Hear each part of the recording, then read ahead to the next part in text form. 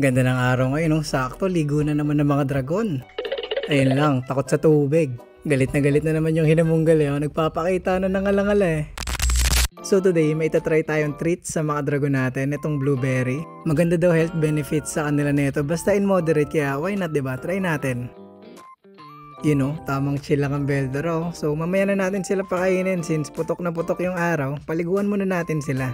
Yan, magpa golden brown ka muna dyan, kaso parang konti ng mantika mo, dagdagan pa natin. So kinuha ko na rin si Velgreen tsaka si Maylin para sabay-sabay na sila tatlo maligo. Kaso parang ayaw ni Velgreen do, tumatakbo po siya, umakaripas eh. Tila may sensor to eh, madikit sa tubig tatakbo eh oh. Mamaya na sila, unahin ko muna si Beldora at ang likot na ito. So inintay ko lang yung favorite gawin ni Beldora kapag nakabilad. Beldora, bomba na! Sarap sa pakaramdam. So all goods na to si Beldora, no? Punasan lang natin, tas balik na natin siya sa enclosure niya. Diyan ka muna, yung dalawang kapatid mo naman liligo. Aba, masunurin na. First time mag-headbob ni Beldora sa atin, ano? So round 2 na ni Velgreen tsaka ni Milim. Dito natin sila paliguan sa pinapaliguan ni Beldora. Tumatakbo kasi yung isa eh. Tapos si Milim uminom ng tubig dito. Yak, may e-at ni Beldora dyan. De, syempre nilinis natin yan, ano? Kinudkud ko pa yan eh.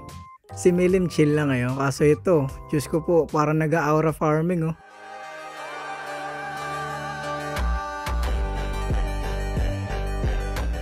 Sabi ko sa caption, chill video lang, Velgreen eh. Nagwawalang yaka na naman eh. Anyway, sinintay ko lang siya kumalma. Medyo hindi siya sanay maligo unlike ni Milim. Pero since wala na siya sa tubig, tropa na ulit kami, di ba? So next, pakain na tayo. Gusto mo ba na ito? Blueberry? Dami ko napapanood na Bearded Dragon na gusto na ito eh. Uy, curious. Oh, eto na Beldora. Bon appetit. Yan, gumugusto. Hindi sayang ang bili. Kaso hindi yan. Platito yan nga ni. Ito. Dahon ng inuna, yung mustasa. Mali din naman yung pagkakaikot ko eh, no? O, yung blueberry naman. Try mo naman.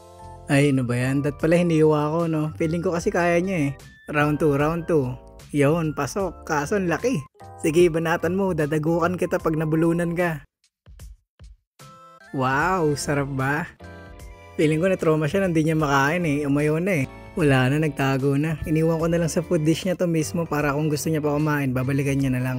Dito naman tayo kay Velgreen at Milim. Uy, hindi yan pagkain. Lumalabas tunay na intention mo pag gutom na gutom ka na. O ayan na, mustasa tsaka blueberry. Iniwan ko na lang din sa bite size since maliliit pa sila. Tignan ko lang din kung magugustuhan. Kaso parang ayaw tirahin eh, yung mustasa lang yung gusto eh. So ayun na nga, sa bandang huli, walang kumain ng blueberry, kaya bigyan ko na lang din sila ng protein. Ayan, super worms, tigisa lang sila. Lintik si Milim, nakadakma agad ng isa oh. Si Velgreen naman para nabusog na sa mustasa, siya halos umubos eh. Nako, nakita, patay, nauna pa nga. Laki nun na, pero parang ginawang manilang ah, sa bagay fresh malt naman yun eh. Lakas mandarag nito, di naman sa'yo no. Ikaw naman kanina pa-aura-aura farming ka pa, inaagawan ka lang naman ng pagkain. Pero syempre, naglagay tayo ng isa para sa kanya, di ba? Love natin yan eh. So epic fail yung pagbibigay natin ng treats sa kanila, no? Si Beldora lang kumain, kalahati pa. Pero try ko na lang din sila sanayin, okay? So yan na lang din muna for today mga Lodi. Bye-bye.